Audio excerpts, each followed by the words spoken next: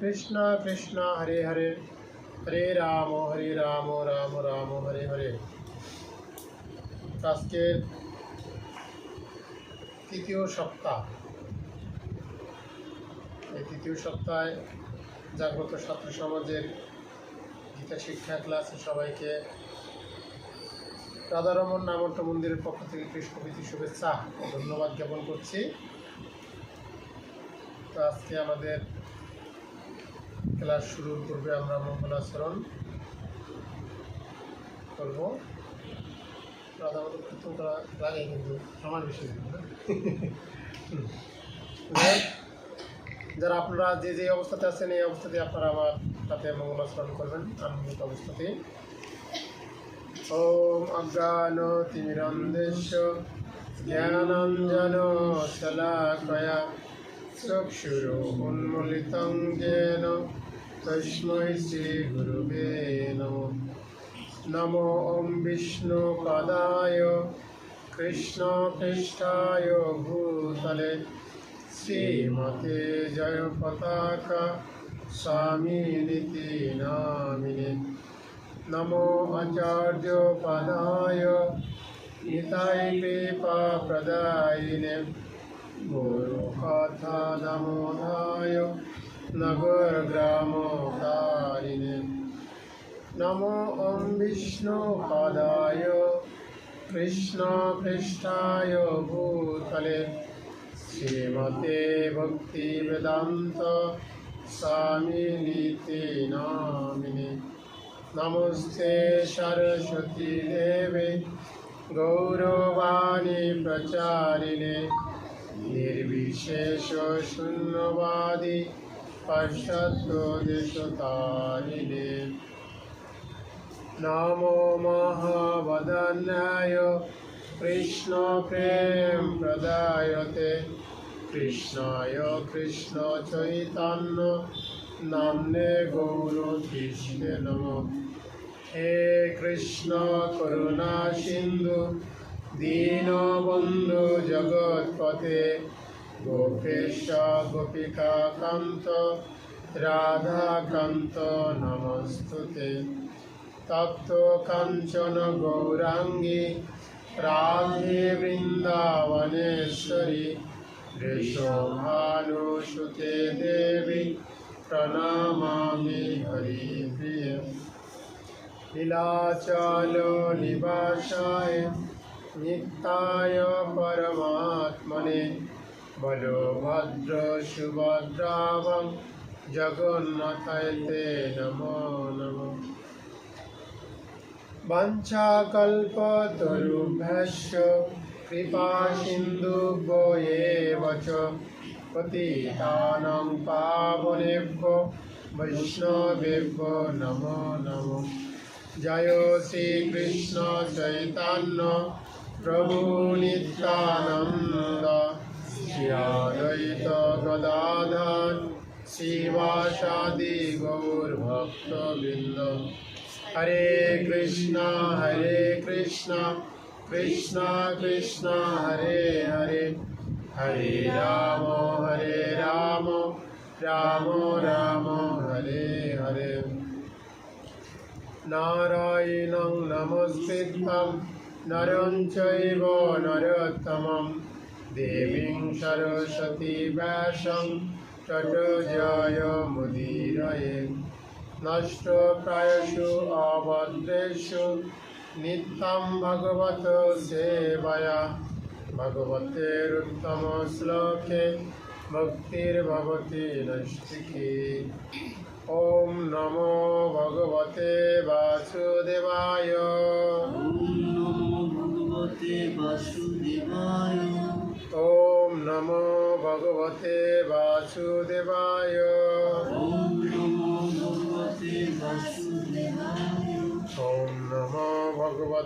বাসুদেবায়।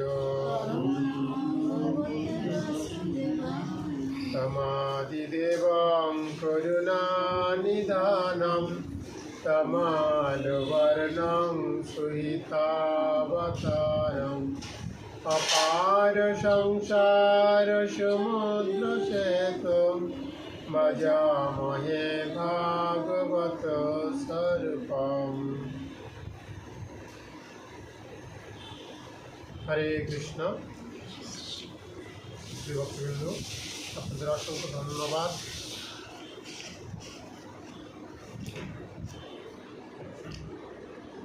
সবাই গীতা, খাতা, কলম বা আপনারা হাইলাইট পেনও রাখতে পারেন, কারণ আমাদের এখানে অনেক বিষয় আছে যেগুলো আপনারা আন্ডারলাইন করে রাখতে পারবেন। আমাদের গত সপ্তাহে আমরা শেষ করছিলাম কোথায়?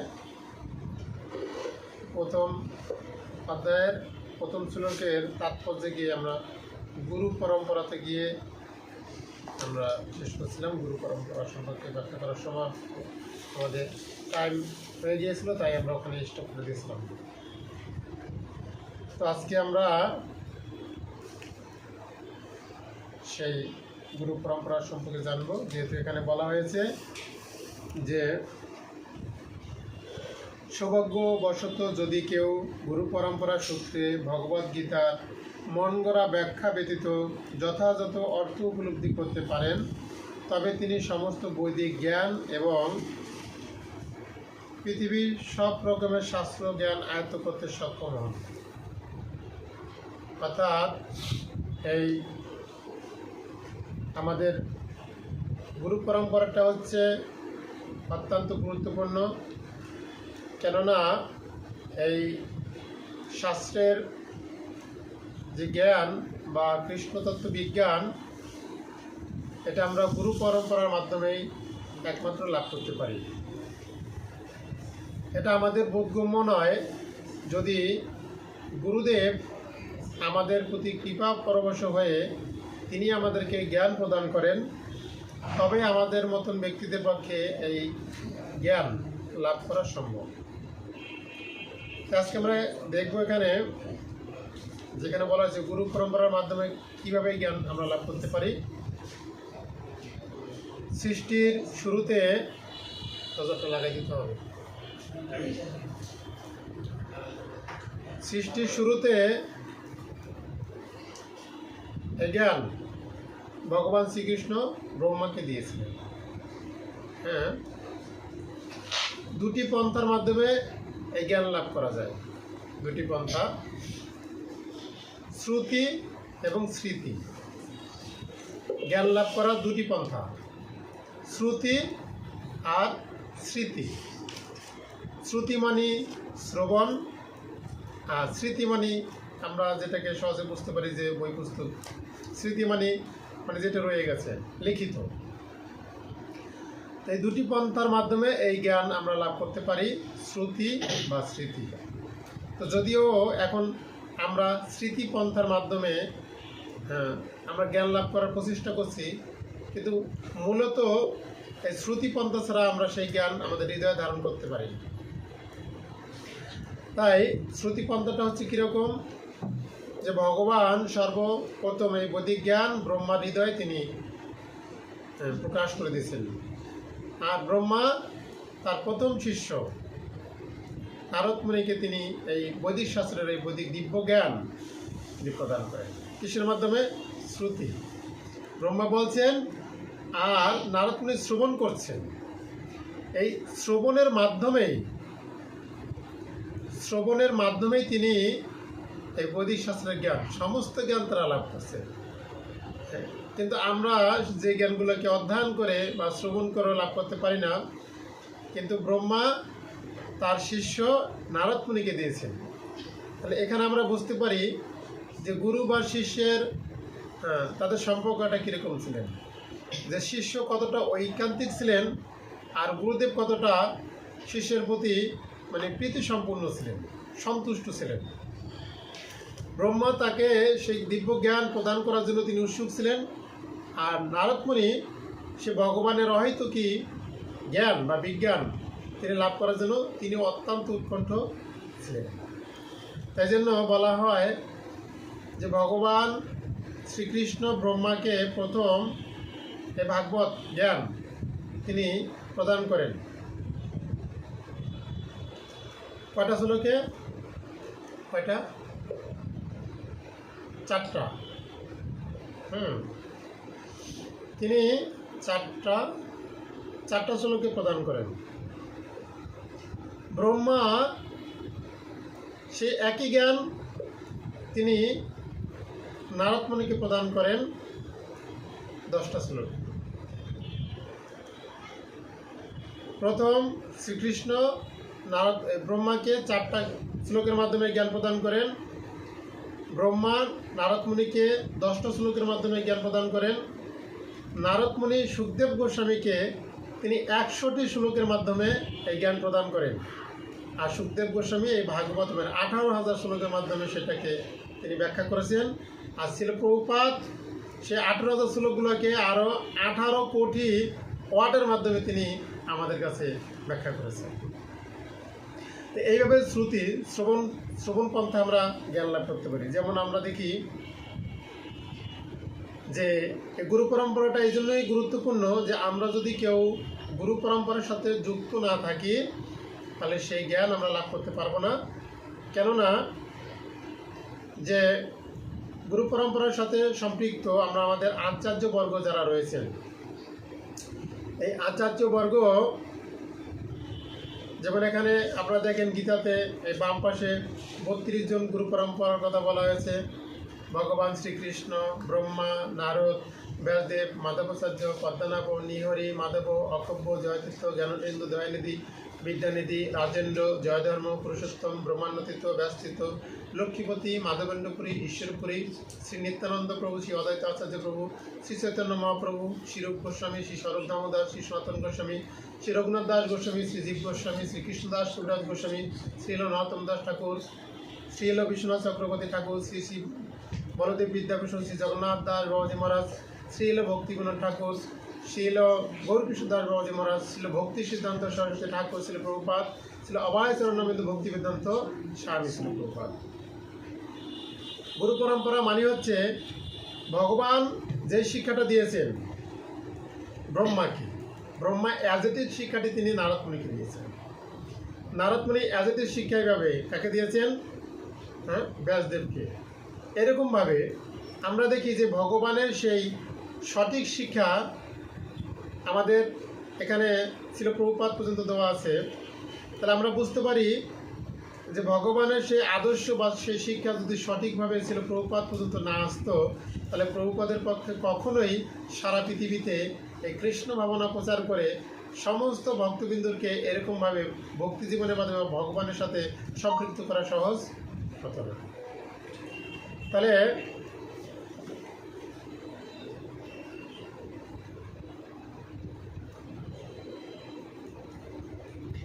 তাহলে আমরা দেখতে পারি যে ভগবান যে শিক্ষা তিনি দিয়েছেন এই জীবের জন্য বা জড়জগতের জন্য, সেই শিক্ষাটা ছিল প্রভুপাদ পর্যন্ত আসছেন। তো এই পর্যন্ত প্রত্যেকটা ব্যক্তি যারা এখানে রয়েছেন, এই গোস্বামীগণ বা আচার্যবর্গ গুরু পরম্পরার সাথে যারা সম্পৃক্ত রয়েছেন, এরা প্রত্যেকটা ব্যক্তি অ্যাজ ইট ইজ। এখানে সকলের শিক্ষাটাই হচ্ছে অ্যাজ ইট ইজ শিক্ষা।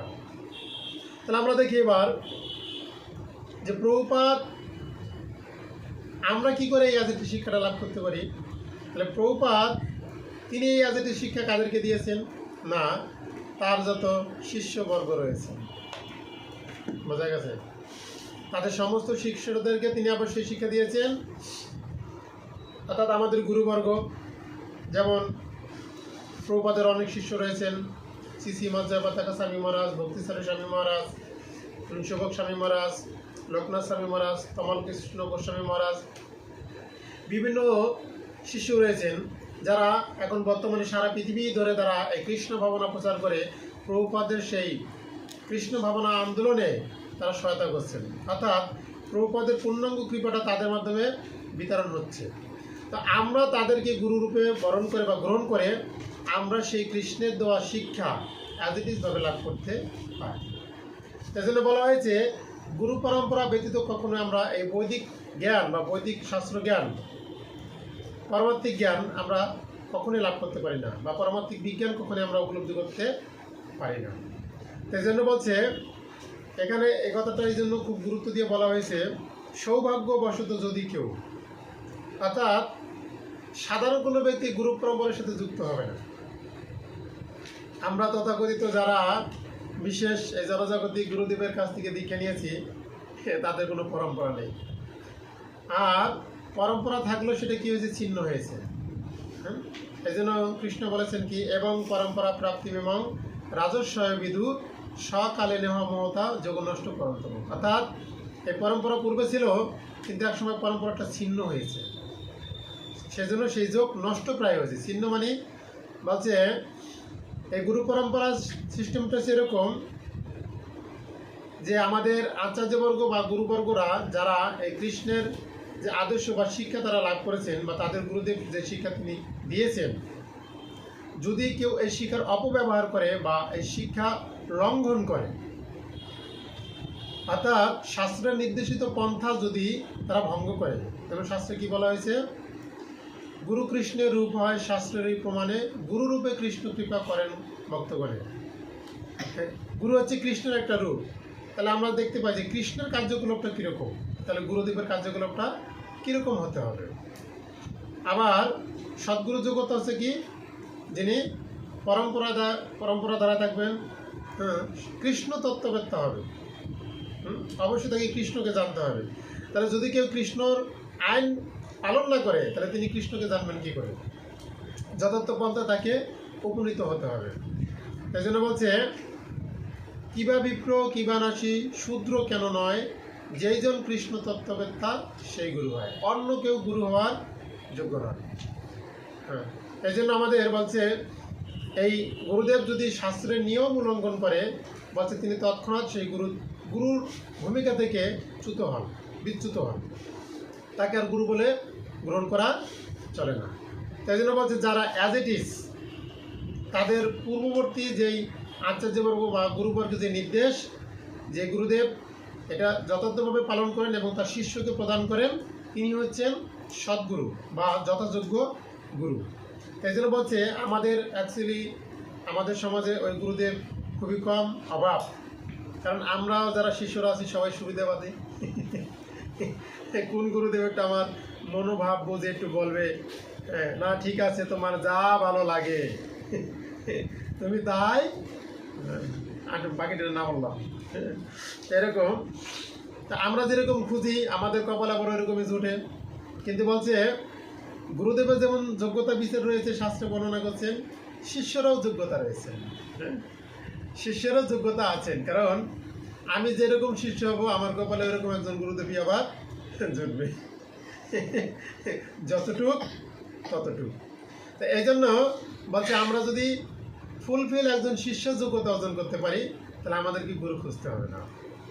বোধিশাস্ত্রের নির্দেশ, গুরুদেব শিষ্য খোঁজেন, কিন্তু দুঃখের বিষয় এখন শিষ্যরা গুরুদেবকে খোঁজেন। কিন্তু মুখ্য বিষয়টা হচ্ছিল শিষ্যকে খুঁজবেন, গুরুদেব যে তার একটা অভিলাষ হয়, ইচ্ছা হয় যে আমি এই কৃষ্ণ তত্ত্ব বিজ্ঞান জানি, কিন্তু আমি কার মাধ্যমে সেই কৃষ্ণ ভক্তি প্রচার করব, আমার এরকম একজন শিষ্যের প্রয়োজন, যার মাধ্যমে আমি এই জগৎবাসীকে এই কৃষ্ণ ভক্তি শিক্ষা দিব। একজন গুরুদেবের আকাঙ্ক্ষা এরকম হয় যে আমি একজন এরকম শিষ্য চাই যে শিষ্যের মাধ্যমে সারা জগৎ ভরে এই কৃষ্ণ ভক্তি প্রচার করব। কিন্তু আমাদের মুখ্য বিষয়টা কী হয়ে দাঁড়াইছে, যে আমরা নিজেরা কি খুঁজি, গুরু খুঁজি না। ওই গুরুদেবটা দেখলাম না, বেশি ভালো না, কথাবার্তা ভালোই লাগে, কিন্তু ওনার নির্দেশনাটা এত ভালো লাগে না, না এই গুরুদেবটা ভালো। তো আমরা এটাকে জাস্টিফাই করি বা বিচার করি, কিন্তু প্রকৃতপক্ষে কি হয়েছে, যে গুরুদেব শিষ্য খুঁজে। তাহলে বুঝতে হবে যে গুরুদেব যদি শিষ্যকে খুঁজে বের করে, তাহলে সে শিষ্যর অবশ্যই যোগ্যতা থাকতে হবে। এবং আমাদের বলছে 3 প্রকারের ব্যক্তি হয়, উত্তম, মাধ্যম, কনিষ্ঠ। আমাদের উত্তম শ্রেণীর শিষ্য হতে হবে। তাই জন্য আমাদের ইস্কনে এটা প্রথা রয়েছে যে ইস্কনে গুরুদেব শিষ্যকে গ্রহণ করার আগে তাদেরকে কি করেন, পরিপাটি করেন। তারা 1 বছর আগের থেকে 16 মালা জপ করেন, 4টা নিয়ম পালন করেন। কি কি? যথা আমিষাহার বর্জন, নেশা, দ্রুতক্র ক্রিয়া এবং অবৈধ সঙ্গ। আর কি করেন? 16 মালা জপ করেন,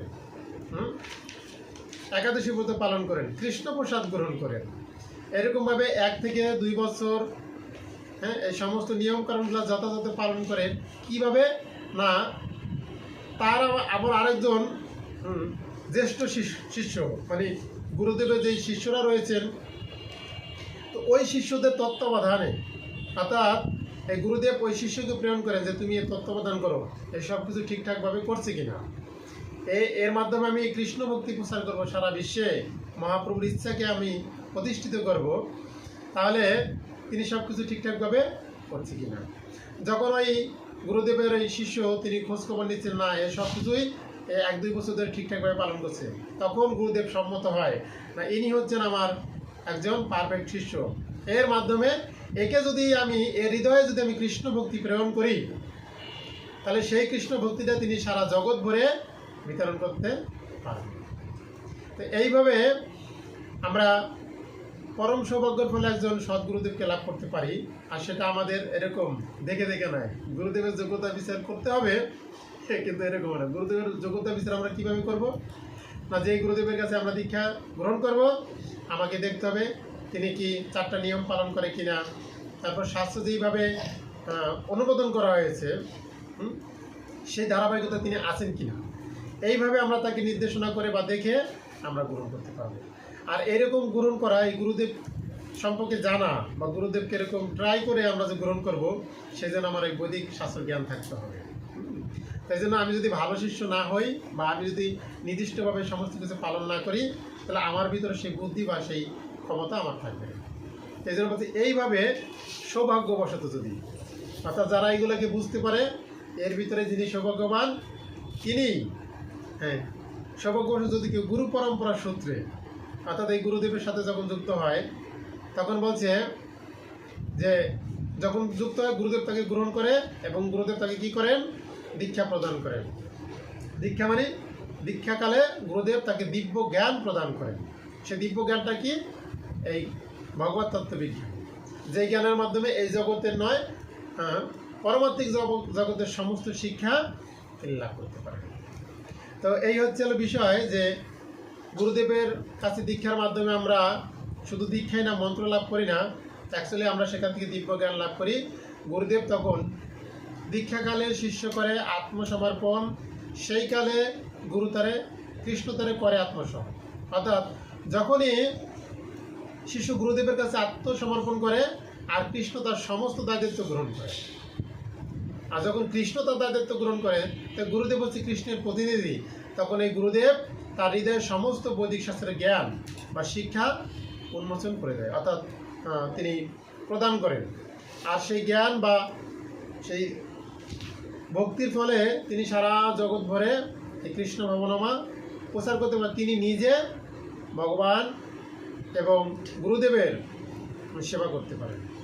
এইভাবে আমরা দেখতে পারি যেখানে বলছে যে গুরু পরম্পরা সূত্রে ভগবদ গীতার মন গড়া ব্যাখ্যা ব্যতীত অর্থ উপলব্ধি করতে পারেন। অর্থাৎ এরকম গুরুদেবের শরণাপন্ন হলেই আমরা এই শাস্ত্রের বা গীতার বলি, যে কোনো বিষয় বলি, যে মন গড়া সূত্র ব্যতীত আমরা এটা লাভ করতে পারবো। মন গড়া সূত্র কাকে বলা হয়েছে? যে মন গড়া সূত্রর কারণে কি হয় আমরা দেখি, তথাকথিত অন্য যারা গুরুদেব রয়েছেন তাদেরও শিষ্য রয়েছেন, কিন্তু তাদের শিষ্যগুলো এতটা উন্নত না। তাদের শিষ্যদেরকেও তারা শাস্ত্রগ্রন্থ শিক্ষা দিচ্ছেন, কিন্তু সেই শাস্ত্রগ্রন্থ শিক্ষা লাভ করার পরে তাদের চেতনার পরিবর্তন হয়। বোঝা গেছে? তাই জন্য ওখানে নিজেদের কিছু মত পোষণ করা আছে বা নিজেদের মতন করে তারা তাদের শিষ্যদেরকে পরিচালনা করেন বা জ্ঞান প্রদান করে থাকেন। কিন্তু অ্যাকচুয়ালি যদি কোনো গুরুদেব এই কৃষ্ণ ভক্তি বিজ্ঞান কাউকে প্রদান করেন, বলছে তিনিও এই বৈদিক জ্ঞান লাভ করতে সমর্থ হবেন। আমরা আরেকটা বিষয় দেখি, আমরা লক্ষ্য করি, তাহলে পাবো যে গুরুদেবের শিষ্য কিন্তু গুরুদেবের স্থানও আবার লাভ করতে পারেন, অধিকার করতে পারেন। যেমন আমরা দেখি যে আমাদের তথাকথিত যে গুরুদেবরা রয়েছেন তাদের শিষ্যরা কি গুরু হয়েছে? বা আমাদের ওই গুরুদেবের যে ছেলেরা আছে, ছেলে ছেলেদের যে ভূমিকা, শিষ্যরা কি ভূমিকা যেতে পারে না। কিন্তু আমরা দেখি এই পরমাত্মিক ক্ষেত্রে যে গুরুদেবরা রয়েছেন, যে গুরুদেব তিনি একজন সন্ন্যাসী হন, তার শিষ্যরা সন্ন্যাসী হন, এবং গুরুদেব দীক্ষা প্রদান করে তার শিষ্যদেরকে এরকম উপযুক্ত করেন। অর্থাৎ এটা কৃষ্ণের শিক্ষা। অর্থাৎ এখানে কোনো স্তর নাই, সবাই এই গুণাবলী অর্জন করার ফলে সবাই সমতল হতে পারে। এখানে কেউ বড় ছোট নেই। কিন্তু যদিও আমরা গুরুদেবকে বড় করে দেখব বা বড় করা দেখা উচিত, কেন তিনি হচ্ছেন কৃষ্ণের প্রতিনিধি। শিষ্য সবসময় মনে করে যে আমি হচ্ছি নিজ বা ছোট, এটাই হচ্ছে ভক্তের বিশেষত্ব বা গুণ। এরকমভাবে বলছে যে মন গড়া ব্যাখ্যা ব্যতীত অর্থ উপলব্ধি করতে পারেন, তবে তিনি সমস্ত বৈদিক শাস্ত্র জ্ঞান এবং পৃথিবীর সব রকমের শাস্ত্রজ্ঞান আয়ত্ত করতে পারেন। তাহলে এখানেও একটা জিনিস প্রমাণ হয় যে আমরা দেখি যে আমাদের গুরুবর্গ বা ছিল প্রভুপাদ, যে তারা কীরকম ছিলেন, তারা এই মন গড়া ব্যাখ্যা ব্যতীত, এই ভগবদ্গীতার মন গড়া ব্যাখ্যা ব্যতীত তারা উপলব্ধি করছিলেন, অর্থ উপলব্ধি করছিলেন। যার ফলে কী হয়েছে, তার ফলে তারা সমস্ত বৈদিক জ্ঞান এবং পৃথিবীর সব রকমের শাস্ত্রজ্ঞান আয়ত্ত করতে সক্ষম হয়েছে। ছিল প্রভুপাদ, তার গ্রন্থগুলিতে যখন আমরা দেখি, তিনি শুধু শাস্ত্রের কথাই বলেন নাই, তিনি একটা ব্যক্তির জীবনে যা প্রয়োজন সব বিষয়ে তিনি নির্দেশনা দিয়েছেন। কাজ করবেন, স্নান করবেন, খাবার খাবেন, হাঁটাচলা করবেন, আচরণ করবেন, হ্যাঁ, পড়াশোনা করবেন, সব বিষয়ে প্রভুপাদের ডিরেকশন দেওয়া আছে। অর্থাৎ এখানে বলছেন যে পৃথিবীর সব রকমের শাস্ত্রজ্ঞান আয়ত্ত করতে সক্ষম হবে। অর্থাৎ প্রভুপাদ এবং আমাদের আচার্যবর্গ, তাদের ভিতরে এই পৃথিবীর সমস্ত প্রকার জ্ঞান বিদ্যমান ছিলেন। শুধু তাদের ভিতর নয়, শাস্ত্রে বলা হয়েছে যিনি সাধু, এই সাধু শব্দটা যখন উচ্চারণ হবে, তার ভিতরে এই জগতের সমস্ত জ্ঞান বর্তমান থাকে, উপরন্তু তার ভিতরে পরমাত্মিক জ্ঞান রয়েছে, তাকে বলা হয় সাধু।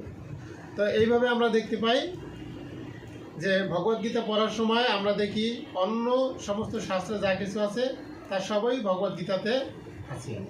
উপরোক্ত ভগবদ্গীতায় এমন অনেক তত্ত্ব আছে যা আর অন্য কোথাও নেই। এটি হচ্ছে গীতা মাহাত্ম্য, এবং এই জন্যই গীতাকে সর্বশ্রেষ্ঠ শাস্ত্র বলে অভিহিত করা হয়। এই গীতা হচ্ছে সর্বশ্রেষ্ঠ শাস্ত্র, কেননা অন্য যত শাস্ত্র আছে এই সমস্ত শাস্ত্র কৃষ্ণ নিজে বলেননি। একটি শাস্ত্র রয়েছে যেটা সরাসরি ভগবান আমাদেরকে প্রদান করেছে, তাই এই গীতাটা হচ্ছে সর্বশ্রেষ্ঠ শাস্ত্র। গীতা হচ্ছেন পরম তত্ত্বদর্শন, কারণ পরমেশ্বর ভগবান শ্রীকৃষ্ণ নিজে এই জ্ঞান দান করে গেছে। অর্থাৎ এই গীতা জ্ঞান দান কি করেছেন, ভগবান শ্রীকৃষ্ণ সরাসরি আমাদেরকে দিয়েছেন। অর্থাৎ আমাদের সৌভাগ্য যদি আমরা এই গীতা জ্ঞান আমরা লাভ করার প্রচেষ্টা করি, তাহলে সরাসরি আমরা কৃষ্ণের থেকে এই জ্ঞান আমরা লাভ করছি, এটাই আমাদের বুঝতে হবে, এটাই বাস্তব। তো যাই হোক, আমাদের গত সপ্তাহে আমরা কয়েকটা প্রশ্নই করছিলাম, আজকে আমরা সেই প্রশ্নটা আমরা গীতার এই শ্লোকের থেকে একটু করব। যদি আমাদের শ্লোকের থেকে পড়া হয়, তাই আপনারা সবাই 10-11 শ্লোকে চলে যান। গীতা 10-11 শ্লোক, দুটো শ্লোক একসাথে করে দেওয়া আছে। সবারই ক্যামেরাগুলো অন রাখতে হবে, ক্যামেরাগুলো অন না রাখলে ক্লাস করার দরকার নাই।